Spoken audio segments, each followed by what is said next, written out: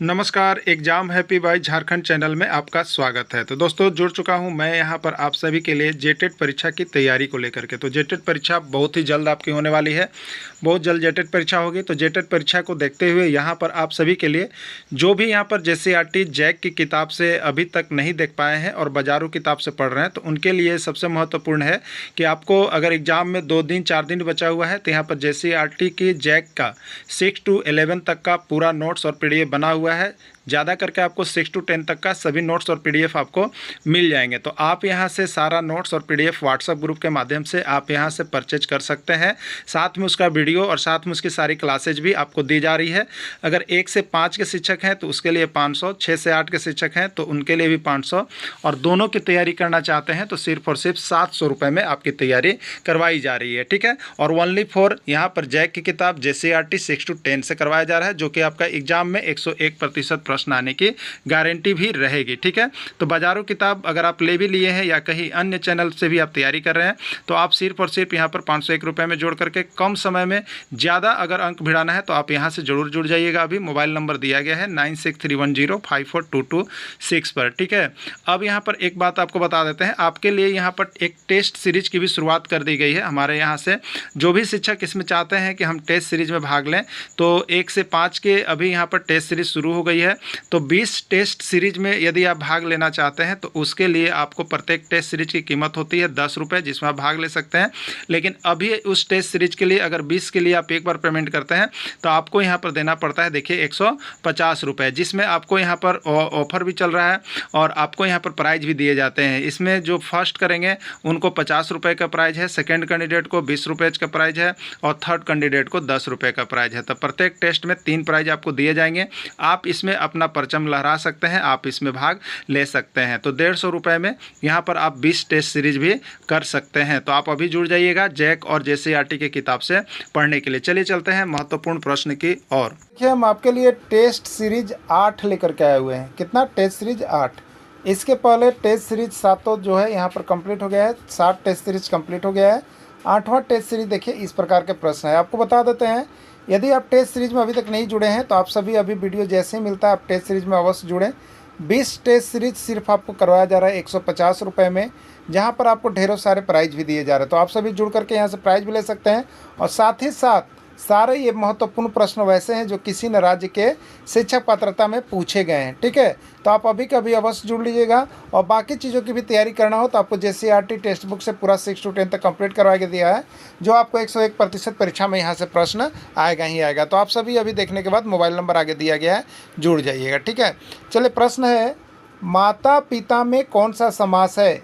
माता पिता में कौन सा समास है? द्विगु समास, द्वंद्व समास, बहुब्रीहि समास या कर्मधारय समास? कौन सा समास होगा? ठीक है, देखिए माता पिता, यहाँ पर एक चीज़ याद रखिएगा, द्विगु में क्या होता है? द्विगु में द्विव से होता है 2, यानी 2, ये संख्यावाचक हो गया। क्या हो गया? संख्यावाचक, 2 संख्यावाचक। तो संख्यावाचक का मिलान संख्यावाचक के साथ ही कीजिएगा। ठीक है, तो यहाँ पर हो जाएगा, ये आपका द्विगु में संख्यावाचक होता है। लेकिन यहाँ पर देखिए 2 माता पिता, ये क्या है? माता का उल्टा पिता होता है ना। तो ऐसा समास जिसमें एक दूसरे का अपोजिट वर्ड्स हो और बीच में योजक चिन्ह हो। अगर योजक चिन्ह कहीं कहीं देखिए छोड़ता भी बुलाने के लिए, तो आप देखिएगा दोनों वर्ड्स ऐसा लगा हुआ रहेगा जो एक दूसरे के अपोजिट होगा। जैसे माता है तो देखिए इसके साथ लगा हुआ है पिता, जैसे भाई रहेगा तो इसके साथ लगा हुआ रहेगा बहन, जैसे रात रहेगा तो इसके साथ लगा हुआ रहेगा देखिए दिन। ये एक दूसरे का अपोजिट है, तो इसको द्वंद्व समास। अपोजिट आदमी में क्या होता है बताइए? लड़ाई झगड़ा होता है कि नहीं होता है? तो लड़ाई झगड़ा होना कहीं तो हम कहते हैं ना द्वंद्व, लड़ाई झगड़ा होना ही द्वंद्व कहते हैं। तो द्वंद्व कब होता है? जब एक दूसरे का दोनों आदमी अपोजिट होता है, वहीं पर लड़ाई होता है। ठीक है, तो ये द्वंद्व समास के अंतर्गत चला जाएगा। क्लियर? द्वंद्व समास के अंतर्गत चला जाएगा। तो ये द्वंद्व समास किसमें? बी में। बी इसका राइट आंसर होगा। स्वाभाविक में कौन सा प्रत्यय है? आपको बताना है कि स्वाभाविक में कौन सा प्रत्यय है।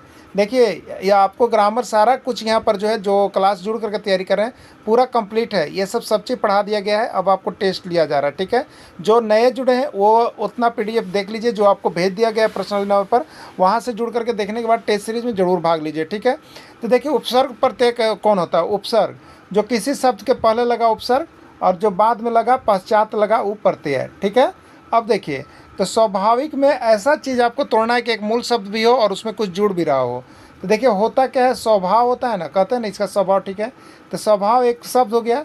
अब इसमें हम जोड़ेंगे तो देखिए याद रखिएगा, अगर इधर से लगाना है तो ये वाला ई दीजिएगा, अगर इधर से लगाना है तो यह वाला ई दीजिएगा। जब भी उपसर्ग प्रत्यय चयन कीजिएगा तो ये जरूर देखिएगा, ये प्रश्न बहुत बार आया हुआ है, एक दो बार नहीं आया हुआ है, ठीक ना। तो स्वाभाविक के लिए देखिए मूल शब्द हो गया स्वभाव, स्वभाव हो गया। और स्वभाव में कौन जोड़ेंगे, देखिए ई जोड़ेंगे या ये इक जोड़ेंगे, दोनों इक दिया हुआ है, आपको डाउट नहीं होना चाहिए। तो देखिए इसका मतलब हर्षी होता है, ई का मतलब हर्षी होता है, तो यहाँ हर्षी दिया है। अगर इधर से देता दीर्घी तो इसका मतलब दीर्घी होता है, तो ये जोड़ना पड़ता, तो हर्षी दीर्घी देख लीजिएगा, हर्षी होगा तो ये लगेगा, दीर्घी होगा तो ये लगेगा। अब आपका यहाँ पर दिया कौन है, तो हर्षी दिया है, इसलिए इक होगा, ये वाला इक होगा, ठीक है, ये वाला इक नहीं होगा। क्लियर हो गया ना। तो इक लगेगा, इक किस में है, बी में, बी इसका राइट आंसर हो जाएगा। संतोष में कौन सा उपसर्ग है, देखिए संतोष में कौन सा उपसर्ग है, संग, सम, सम, सदा, ठीक है। संतोष का उपसर्ग और प्रत्यय बताने के लिए सबसे पहले आप इसको संधि विच्छेद कर लीजिए, ठीक है। संतोष का संधि विच्छेद होता है, देखिए सम और जोड़ होता है तोष, सम जोड़ तोष। इसको जब बनाइएगा एक शब्द तो ये बनेगा संतोष। क्लियर। तो ये सम जो है उपसर्ग है, जो प्लस बॉडी होता है, और ये पहले लगा तो उपसर्ग और बाद में लगा तो प्रत्यय, तो ये पहले लगा हुआ है सम, इसलिए ये सम उपसर्ग है। तो सम उपसर्ग देखिए आपको बी में भी दे दिए हैं, सी में भी दिए हैं। अगर आप बी भी मारे तो भी आपका आंसर सही है, सी भी आप मारे तो भी आपका आंसर सही है। क्लियर। चलिए अगला देखिएगा, पानी का पर्यायवाची शब्द क्या है, पानी का पर्यायवाची शब्द क्या है, अम्बु, जल, वारी, सभी। राइट आंसर सभी। पर्यायवाची शब्द रट के जाइएगा। क्लियर। बौना ग्रह के नाम से किस ग्रह को जाना जाता है, बौना ग्रह के नाम से किस ग्रह को जाना जाता है, बुध, शुक्र, प्लूटो या पृथ्वी, ठीक है। देखिए ग्रहों की संख्या कितनी थी बताइए, ग्रहों की संख्या कितनी थी, ग्रहों की संख्या 9 थी। लेकिन वर्तमान में अगर अभी प्रश्न आ जाता है कि ग्रहों की संख्या कितनी है, तो आपको लिखना है 8। अब बताइए 9 से 8 कौन सा हुआ, 9 से 8 कौन सा हुआ। देखिए यहाँ पर 2004 ईस्वी में आपको बात बता देते हैं, जब ग्रहों की श्रेणी में देखा गया तो 9वां ग्रह जो था वो प्लूटो था, जो सबसे छोटा ग्रह था प्लूटो। तो ये जो है आपको प्लूटो जो है ग्रह की श्रेणी होने के लिए जो टारगेट बनाया गया था, उस श्रेणी में नहीं आ पा रहा था, ठीक है। तो इसको ग्रह की श्रेणी से हटा दिया गया, और ग्रह की श्रेणी से हटा करके इसको नाम रख दिया गया है, प्लूटो को ही कहा गया है बौना ग्रह, प्लूटो को ही कहा गया है बौना ग्रह। तो यही चीज़ है, इसको ग्रहों की श्रेणी से हटा दिया गया। ग्रहों की संख्या 8 है, 9 नहीं है, याद रखिएगा। और किसको हटाया गया, तो प्लूटो को हटा गया है। 2004 में जो है सोवियत संघ के यहाँ पर जो बैठक रखी गई थी उसमें हटाया गया है। क्लियर। तो प्लूटो के ग्रहों की श्रेणी से हटा दिया गया, इसका राइट आंसर सी है। इसमें से कौन भारत का पड़ोसी देश नहीं है, बहुत बार प्रश्न आया हुआ है, भारत का पड़ोसी देश नहीं है, ठीक है। या प्रश्न है इनमें से कौन भारत का पड़ोसी देश, ये दोनों में से कोई एक रहता है। तो देखिए भारत का पड़ोसी देश का नाम याद रखने के लिए एक छोटा सा ट्रिक याद कर लीजिएगा आप लोग। क्या है, बहुत लोग पूछता है कि बचपन में क्या कर लिए, तो बताते हैं हम लोग बचपन में क्या किया। कोई बोलता है MBA किया, कोई बोलता है MA किया, कोई बोलता है कुछ। तो याद रखिएगा बचपन में MBA किया, ठीक है। इससे क्या आपको याद होगा, तब भारत का पड़ोसी देश का नाम याद हो जाएगा। क्लियर। तब बचपन, बचपन ये लिखा हुआ बड़ा, और MBA यही दोनों से बनेगा, बचपन में MBA किया, ठीक है, बचपन में MBA किया, ठीक है। बांग्लादेश, चीन, पाकिस्तान, नेपाल, म्यांमार, भूटान, अफ़गानिस्तान, याद हो गया। ये पड़ोसी देश हैं, ये कौन है, पड़ोसी देश हैं। अब ये पड़ोसी देश हैं तो इसमें नाम देखिए, इंडोनेशिया तो पड़ोसी देश नहीं है, रूस भी पड़ोसी देश नहीं है, जापान भी पड़ोसी देश नहीं है, अफ़गानिस्तान पड़ोसी देश है। तो इसको जब बचपन MBA किया, याद रखिएगा बचपन में जो है इसमें सुटेबल करने के लिए हम लगा दिए थे, तो बचपन MBA के याद रखिएगा, तो उसे पड़ोसी देश आ जाएगा ना। पड़ोसी देश से किसी भी प्रकार, देखिए प्रश्न को इसी को हम पूछ घुमा दे सकते हैं, तो लेकिन ये याद रहेगा, अगर आप 2 से 4 बार लिख लीजिएगा तो आपको क्लियर रहेगा, कभी भी पड़ोसी देश से प्रश्न है तो बन जाएगा। तो इस तरह से आप उसको देख लीजिएगा, ठीक है। चलिए, विटामिन A की कमी से कौन सा रोग होता है, विटामिन A की कमी से कौन सा रोग होता है, रतौंधी, बेरी, स्कर्वी या कोई नहीं। देखिए विटामिन की कमी से जो रोग वाला है ना, याद रखिएगा, एक प्रश्न आपका एग्जाम में आएगा ही आएगा, इसमें डाउट मत रखिएगा। तो इसके लिए देखिए, जब हम आपको क्लास 6 का पढ़ा रहे थे तो उसमें आपको सारा चीज़ याद करवा दिए हैं। क्या याद करवाए हैं, रात, बेरी, साकेत रोया पर खून न रुका, ठीक है। तो रतौंधी बी ए, ये ए हो गया, ये बी हो गया, सी हो गया, डी, इसी तरह से हर वर्ड को चलता है। तो ए है शुरू बार, तो विटामिन ए की कमी से रतौंधी नामक रोग होगा, ठीक है। चलिए अगला देखिएगा। बिच्छू का डंक में कौन सा अम्ल पाया जाता है? बिच्छू का डंक में कौन सा अम्ल पाया जाता है आपको बताना है। एसिटिक अम्ल, फॉर्मिक अम्ल, हाइड्रोक्लोरिक अम्ल या कोई नहीं, ठीक है। तो बिच्छू का डंक में कौन सा अम्ल पाया जाता है? देखिए डंक की जब बात आ जाएगी किसी का डंक में, तो उसमें देखिए ज़्यादातर करके फॉर्मिक अम्ल वाला ऑप्शन आप मारिएगा। क्या मारिएगा?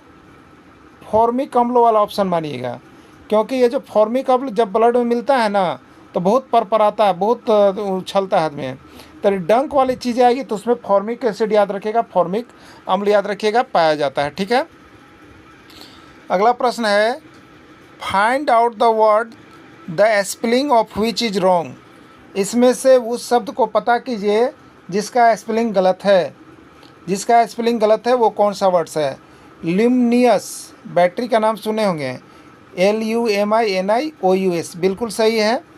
ज्योग्राफी, भूगोल जिसको हम लोग कहते हैं, GEOGRAPHY, ये भी सही है। साइंस तो SCIENCE, ये भी सही है, लेकिन यहाँ पर साइंस ये स्पेलिंग गलत है। तो आपको यही रॉन्ग को पता लगाने के लिए बोल रहा था, तो साइंस ये गलत है, राइट आंसर इसका डी होगा। क्लियर? चलिए अगला देखिएगा। Find out the interrogative sentence. इसमें से इंट्रोगेटिव सेंटेंस पता कीजिए, कौन इंट्रोगेटिव सेंटेंस है। Clear? Are you coming from Patna. देखिए इंट्रोगेटिव सेंटेंस के लिए क्या होता है, तो प्रश्न जो भी वाक्य रहेगा उसके लास्ट में पहला चिन्ह रहेगा क्वेश्चन वर्ड्स का, तो यहाँ क्वेश्चन वर्ड्स है, इसलिए ये तो ऑलरेडी ऑटोमेटिक हो गया। ये प्रश्न ये इंट्रोगेटिव सेंटेंस हो गया। क्लियर हो गया ना? चलिए अगला देखिए, तो ए आंसर हो गया।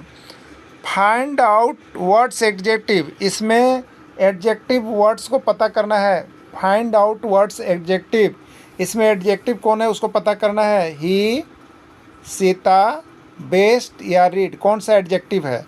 देखिए ही जो हो गया यह किसी नाम के बदले में आता है, ठीक है। तो किसी नाम के बदले में आता है तो ही प्रोनाउन हुआ। ही कौन हो गया? प्रोनाउन हो गया, ठीक है। I, we, you, they, he, she, it, ये सब प्रोनाउन में आता है, ठीक है। अब देखिए सीता, सीता क्या चीज़ है? तो anything name is known as noun, किसी भी नाम को संज्ञा कहते हैं, तो सीता संज्ञा है। अब देखिए बेस्ट, जो नाउन और प्रोनाउन की विशेषता बताएगा वो एडजेक्टिव होता है, तो यहाँ पर बेस्ट एडजेक्टिव है, ठीक है, बेस्ट एडजेक्टिव है। अब एक बचा आपको पता करने के लिए रीड। तो रीड क्या चीज़ है? कोई भी एक्शन यानी पढ़ने का काम, ये वर्ब है, ठीक है, वर्ब है। क्लियर हो गया ना? चलिए अगला देखिएगा। Find out the opposite words of evening. Evening का अपोजिट वर्ड्स क्या होगा? Find out the opposite words of evening. Evening का अपोजिट वर्ड्स क्या होगा? Morning, night, day, none of this, ठीक है। तो find out the opposite words of evening. Evening का अपोजिट वर्ड्स क्या होगा? मॉर्निंग होगा ना, इवनिंग का मॉर्निंग हो जाएगा, यानी शाम का क्या होता है? सुबह होता है, शाम का सुबह होता है। क्लियर हो गया? चलिए अगला देखिएगा, यहाँ पे ये मैथ सेक्शन का प्रश्न आ गया। इसका मान क्या होगा? 5 का पावर 0 इंटू 3 का पावर 0 इंटू 4 का 0 का मान क्या होगा बताना है। 0, 1, 60 या 3 क्या होगा, ठीक है। देखिए यहाँ पर आपको याद होगा किसी भी चीज़ का पावर 0, n का पावर 0 तो इसका मान 1 हो गया, 10 का पावर 0 तो इसका ही मान 1 हो गया, 100 का पावर 0 तो इसका ही मान 1 हो गया। किसी भी चीज़ का पावर 0 तो उसका मान 1 होता है। क्लियर है ना? देखिए अब यहाँ पर 5 का पावर 0 तो उसका मान 1 हो गया, इंटू का साइन है, 3 का पावर 0 तो उसका ही मान 1 हो गया, इंटू 4 का पावर 0 उसका ही मान 1 हो गया।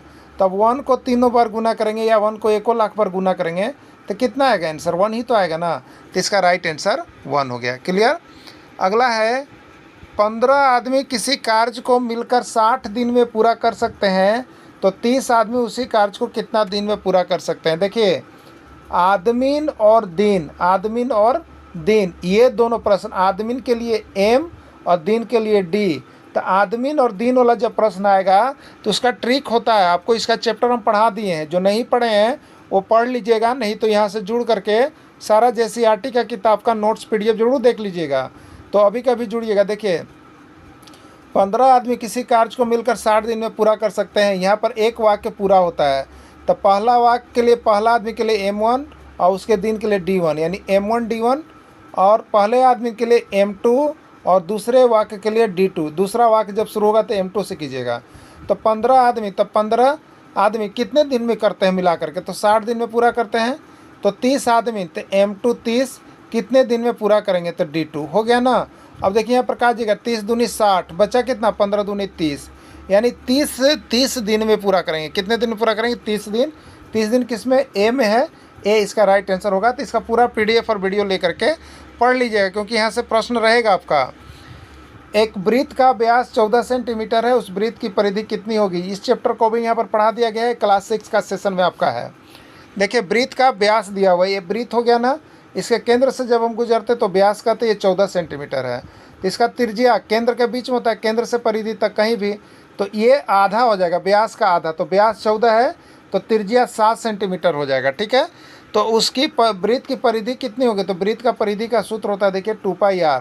तो 2 गुने पाई का मान हो गया 22/7 इंटू आर का मान हो गया 7, 7 7 कट गया, 22 दूनी 44 हो गया। यही आंसर, ठीक है, यही आंसर हो गया कितना? 44 सेंटीमीटर। क्लियर हो गया ना। चलिए नेक्स्ट देखिएगा। एक त्रिभुज की तीनों भुजाएं बराबर है, वह त्रिभुज है। एक त्रिभुज की तीनों भुजाएं बराबर है, वह त्रिभुज कौन सा है? विषमबाहु, समबाहु, समद्विबाहु या कोई नहीं, ठीक है।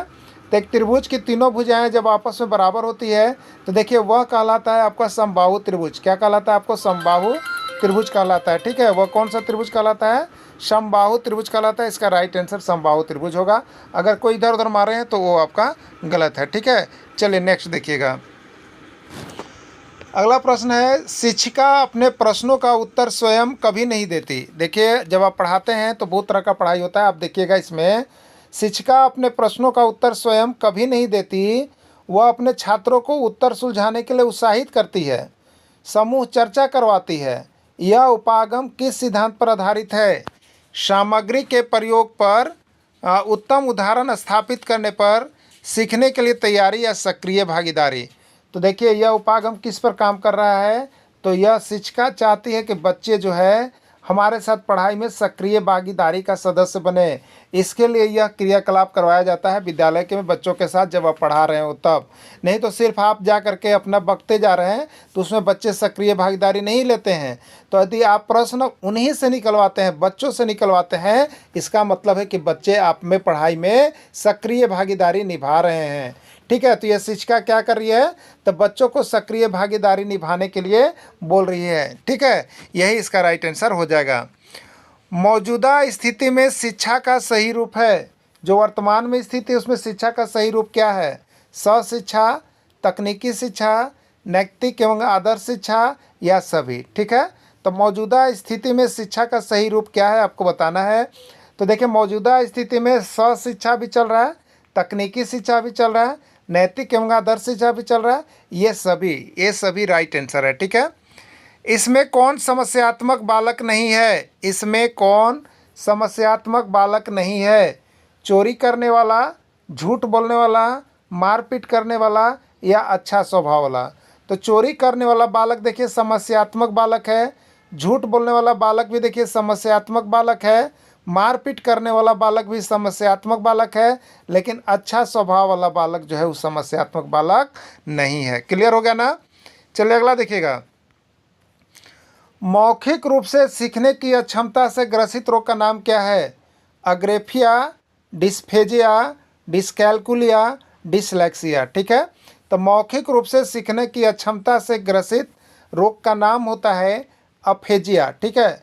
फेजिया याद रखिएगा, मौखिक रूप से मतलब फेज मोड में फेजिया, उसमें कोई डिस्फेजिया भी देगा, कोई अफेजिया, मतलब फेजिया जितना के साथ लिखा हुआ रहेगा वो समझिएगा मौखिक रूप से है सीखने की क्षमता, ठीक है। तो डिस्फेजिया हो गया। अगला है the feminine gender of the word sheep. प्रश्न बार बार ये पूछा जा रहा है फेमिनाइन जेंडर, ठीक है। आपका सिलेबस तो अब चेंज हो रहा है तो ये जेंडर पढ़ लेना है आपको, ठीक है ना। जेंडर आता है the feminine gender of the word sheep. Sheep का जो है फेमिनाइन जेंडर क्या होगा? तो मेयर होगा, विक्सेन होगा, बीच होगा या यू होगा? तो EWAU होता है शीप का फेमिनाइन जेंडर। क्लियर। चलिए अगला, सबको समान दृष्टि से देखने वाला को क्या कहते हैं? जो सबको समान दृष्टि से देखता है उसके बदला में एक शब्द क्या आएगा? दयालु, एक नयन, समदर्शी या सभी। तो समान दृष्टि से देखने वाला को देखिए हम लोग कहते हैं समदर्शी, ठीक है। समान दृष्टि से देखने वाला को समदर्शी कहते हैं। क्लियर हो गया है ना। चलिए अगला देखिएगा। प्रदत्त संख्या 1 1 2 4 3 2 1 2 2 4 2 का बहुलक क्या होगा, ठीक है। 3 होगा, 2 होगा, 1 होगा या 4 होगा, बहुलक क्या होगा। एक चीज़ देखिए, बहुलक जो सबसे सर्वाधिक बार इस संख्या में आया हुआ है वही उसका बहुलक होता है। जो संख्या सबसे सर्वाधिक बार आया हुआ है वही उस संख्या का बहुलक होता है, ठीक है। तो देखिए एक कितने बार आया है, 1 2 3 4, 3 बार आया है। एक कितना बार आया, 3 बार आया। चलिए 2 की बात करते हैं। 2 कितना बार आया, 1 2 3 4 5, 2 5 बार आया, ठीक है। इसी तरह से हम लोग बना लेते हैं। अब बच्चा 3 कितना बार आया है, तो 1 बार आया है। 4 कितना बार आया है, 2 बार आया है। तो जो संख्या सबसे सर्वाधिक बार आया वही बहुलक होगा। तो 2 देखिए सबसे ज़्यादा बार 5 बार आया तो वही बहुलक होगा, ठीक है। तो 2 इसका राइट आंसर हो जाएगा बी, 2। क्लियर। चलिए अगला। एवरेस्ट पर पहुंचने वाली भारत की प्रथम महिला कौन है। बछेंद्री पाल, प्रेमलता अग्रवाल, लिडिया ब्राडी या फांटा। तो एवरेस्ट पर पहुंचने वाली भारत की पहली महिला जो थी वो आपका बछेंद्री पाल थी। बेतला राष्ट्रीय उद्यान किस जिले में स्थित है। बेतला राष्ट्रीय उद्यान किस जिले में स्थित है। जमशेदपुर, चाईबासा, पलामू या लातेहार। प्रश्न बार बार आ रहा है, आपके एग्जाम में भी आ सकता है। लातेहार में स्थित है। तो याद रखिएगा, देखिए यहाँ पर कैसे बेतला, यहाँ याद रखिए बेतला, लास्ट में ला से जिला लातेहार, ला से जिला लातेहार। क्लियर हो गया ना। कैसे याद रखिएगा, बेतला जब पूछेगा ना, बेतला देखिए यही पूछता है, बेतला किस जिले में स्थित है। बेतला, बेतला में लास्ट में ला और यहीं से शुरू कर दिएगा लातेहार। क्लियर हो गया ना, लातेहार हो जाएगा, ठीक है। लातेहार हो जाएगा, आप यहाँ पर देख लीजिएगा, ठीक है। चलिए अगला देखते हैं। यहाँ पर हम लोग अगला टेस्ट सीरीज में जब आएंगे देखेंगे। तो आप लोग जो टेस्ट सीरीज में जुड़े हैं उनको बहुत बहुत धन्यवाद, और जो नहीं जुड़े हैं वो अभी के अभी अवश्य जुड़ जाइएगा, जो क्योंकि टेस्ट सीरीज में आपको विभिन्न राज्यों के शिक्षक पात्रता परीक्षा में आने वाले प्रश्नों को हम करवा रहे हैं, ठीक है। इधर उधर का प्रश्न नहीं करवा रहे, सिर्फ आने वाले प्रश्न ही करवा रहे हैं। तो आप सभी अभी के अभी अवश्य जुड़ जाइएगा। जो नहीं जुड़ पाए हैं वो भी मोबाइल नंबर दिया गया है, वो सभी ज़रूर देख लेंगे, ठीक है। वो सभी अवश्य यहाँ पर देख लेंगे। धन्यवाद।